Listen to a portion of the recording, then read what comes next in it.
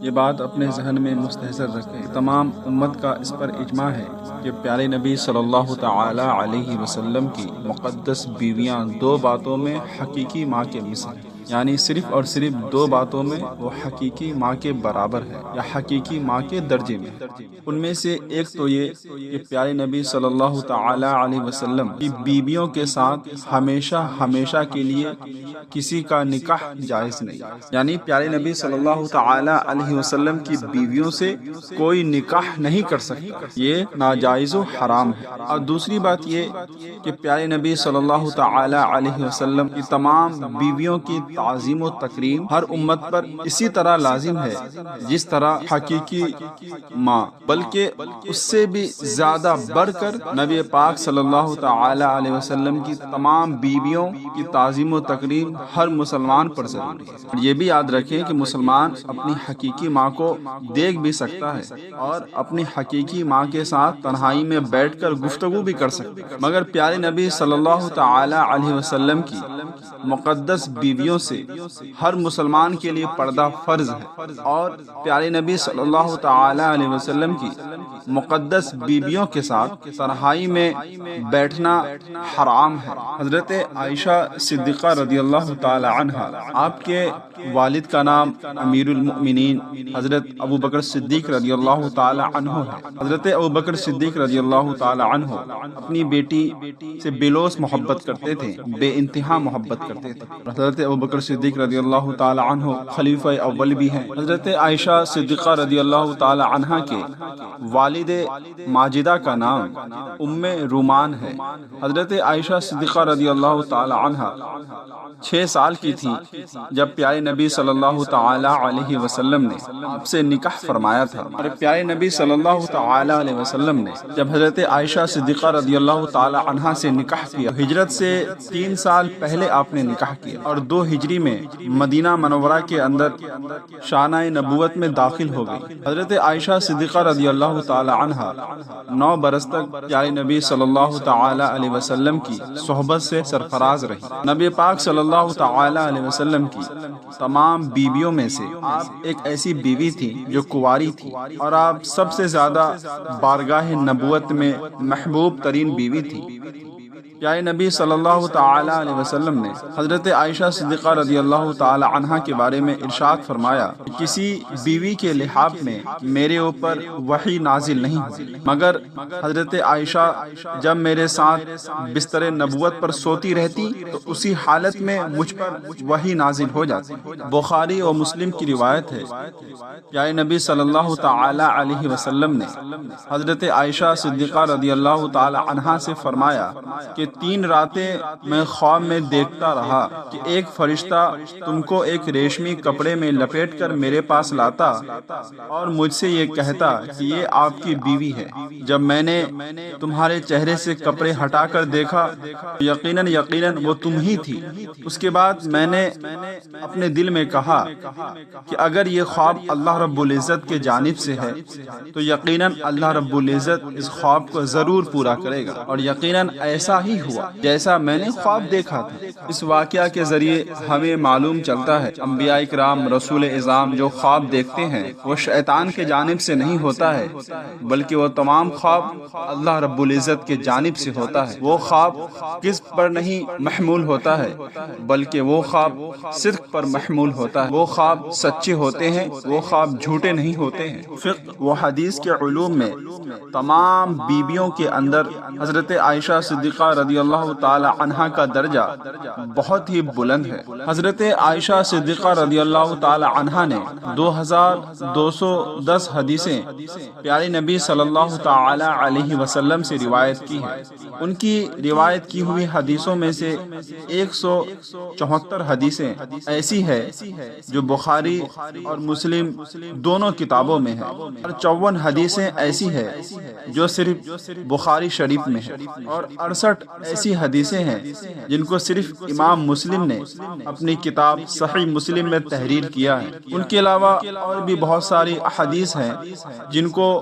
دوسری کتابوں میں مذکور کیا گیا ہے۔ ابن سعد رضی اللہ تعالی عنہ حضرت عائشہ صدیقہ رضی اللہ تعالی عنہما سے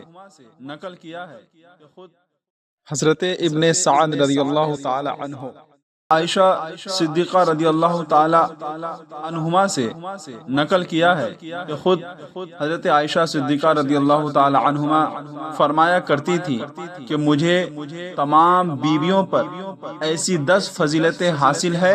جو دوسری بیویوں کو حاصل نہیں ہے۔ اول تو یہ کہ پیارے نبی صلی اللہ تعالی علیہ وسلم نے میرے سوا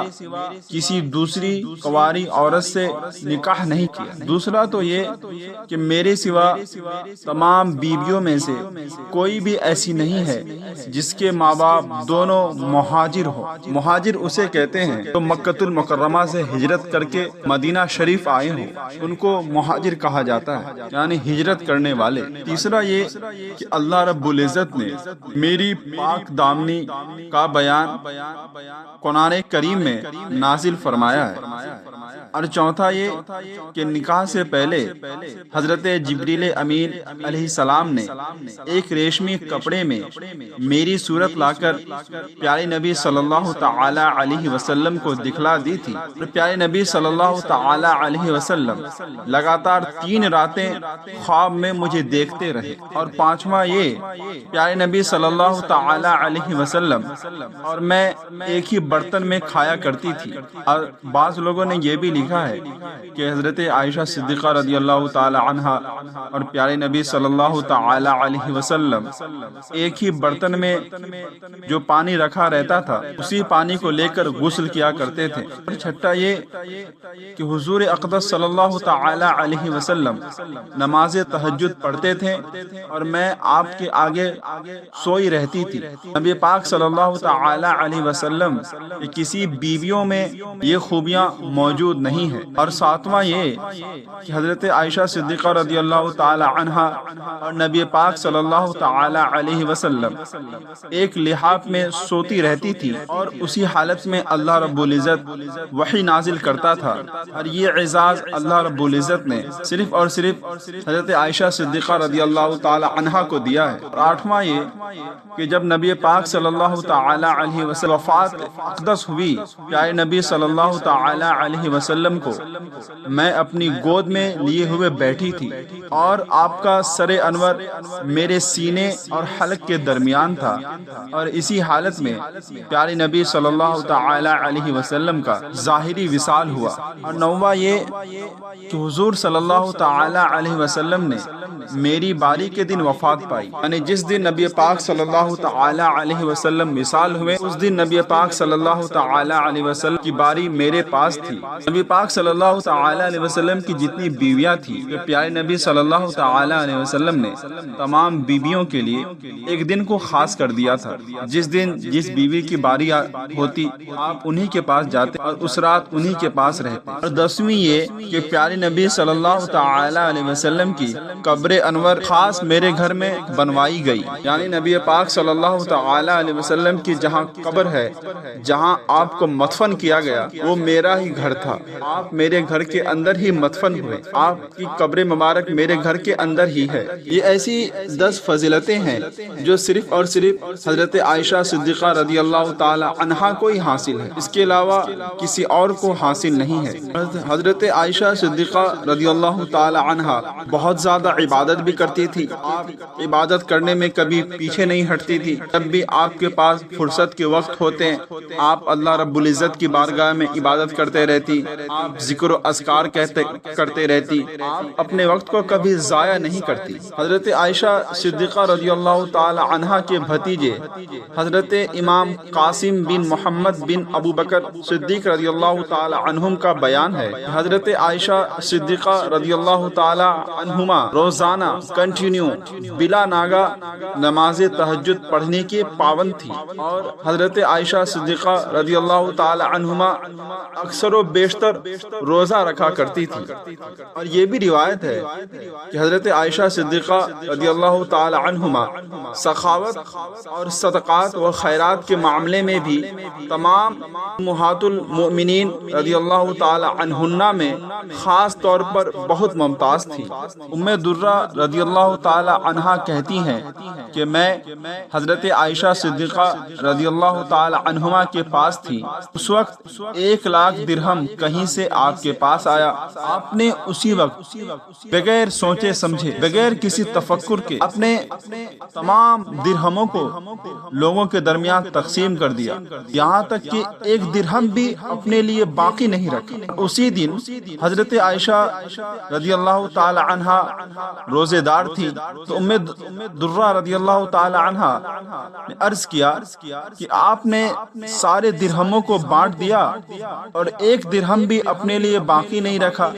اگر آپ 1 درہم بھی اپنے لیے باقی رکھتے تو کچھ گوشت کو خرید کر میں لے آتی اور آپ کے لیے افطار کا انتظام کر دیتی۔ یہ سن کر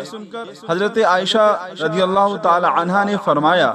کہ تم نے اگر مجھ سے پہلے کہہ دیا ہوتا تو ضرور میں 1 درہم کا گوشت منگا لیتی۔ اس روایت کے ذریعے ہمیں معلوم چلتا ہے کہ پیارے نبی صلی اللہ تعالی علیہ وسلم کی بیویاں اپنی ذات کے بارے میں کبھی نہیں سوچا کرتی، اپنے لیے کبھی کچھ نہیں رکھا کرتی تھی۔ جب بھی ان کے پاس کوئی تحفے، کوئی نذرانے آ جاتے تو ان کو تمام امتوں کے درمیان تقسیم کر دیتے۔ ان روایتوں کے ذریعے ہمیں اپنی زندگی میں بھی تبدیلی لانے کی ضرورت ہے۔ ہمارے پاس بھی جب بہت سارے پیسے آ جائے، جب بہت سارے مال و دولت ہمارے پاس ہو جائے، تو ہمیں چاہیے کہ ہم ان پیسوں کو، ان دولتوں کو محتاج مندوں کے درمیان تقسیم کریں، ضرورت مند تک پہنچائیں۔ اگر اس پیسوں کے ذریعے کسی کی زندگی آباد ہو سکتی ہے، کسی کی زندگی اچھی ہو سکتی ہے، تو ہم ان پیسوں کو ان پر خرچ کریں اور ان کی زندگی کو آباد کر دیں، ان کی زندگی کو اچھا کر دیں۔ لیکن دور حاضر میں ابھی تو ایسے بھی لوگ موجود ہیں جو ذرہ برابر بھی اللہ رب العزت کی بارگاہ میں خرچ کرنا پسند نہیں کرتے ہیں، اپنی ذات کے لیے لاکھوں کروڑوں خرچ کر دیتے ہیں، لیکن جب اللہ رب العزت کی بارگاہ میں خرچ کرنے کی باری آتی ہے تو پیچھے ہٹ جاتے ہیں اور یہ کہنے لگتے ہیں کہ میرے پاس کہاں پیسے ہیں، اگر میں پیسے خرچ کر دوں گا میرے بال بچے بھوکے مر جائیں گے۔ یہی وجہ ہے کہ زیادہ تر امیر لوگ بیمار پڑ جاتے ہیں، زیادہ تر امیر لوگ مستشفیٰ کے چکر میں تباہ و برباد ہو جاتے ہیں، زیادہ تر امیر لوگ اپنی زندگی میں اسٹریس اور ڈپریشن میں مبتلا رہتے ہیں۔ اللہ رب العزت کی بارگاہ میں دعا ہے اللہ رب العزت امیروں کو دولت کے ساتھ دل بھی عطا کر، امیروں کو دولت خرچ کرنے والا بنائے، کیونکہ اللہ رب العزت جسے چاہتا ہے، جیسا چاہتا ہے ویسا بنا دیتا ہے۔ اگر کسی کے اندر کوئی غلط رویے ہو، اسے کسی چیز کی لت لگ گئی ہو، وہ غلط ہے، تو اسے چاہیے کہ وہ اللہ رب العزت کی بارگاہ میں دعا کرے۔ یقیناً اللہ رب العزت اپنے بندوں کی دعاؤں کو سنتا بھی ہے اور یقیناً ضرور بھی ضرور اپنے بندوں کی دعاؤں کو قبول بھی کرتا ہے۔ اللہ رب العزت ہم سبوں کو خرچ کرنے والا بنائے، ہم سبوں کو اپنے دولتوں کو بارگاہ الہی میں خرچ کرنے والا بنائے، محتاج مندوں کی محتاجی کو دور کرنے والا بنائے۔ یہ نہ ہو تو کبھی نہ کبھی اپنے پاکٹ منی سے کچھ نہ کچھ پیسے غریبوں کو دے کر دیکھیں، یقیناً اس دن دل کو بہت سکون حاصل ہوگا، یقیناً اس دن آپ اپنے آپ کو بہت اچھا محسوس کریں گے، بہترین فیل کرنے لگیں گے۔ ایک روایت ہے کہ حضرت عروہ بن زبیر رضی اللہ تعالی عنہما جو حضرت عائشہ صدیقہ رضی اللہ تعالی عنہما کے بھانجے تھے، ان کا بیان ہے کہ فقہ و حدیث کے علاوہ میں نے حضرت عائشہ رضی اللہ تعالی عنہا سے بڑھ کر کسی کو اشعار عرب کا جاننے والا نہیں پایا۔ حضرت عائشہ صدیقہ رضی اللہ تعالی عنہا کی گفتگو کے اندر یہ خصوصیت تھی کہ وہ اپنے گفتگو کے اندر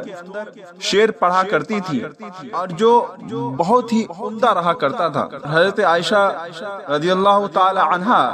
علم طب اور مریضوں کے علاج میں بھی مہارت تامہ رکھتی تھی۔ حضرت عروہ بن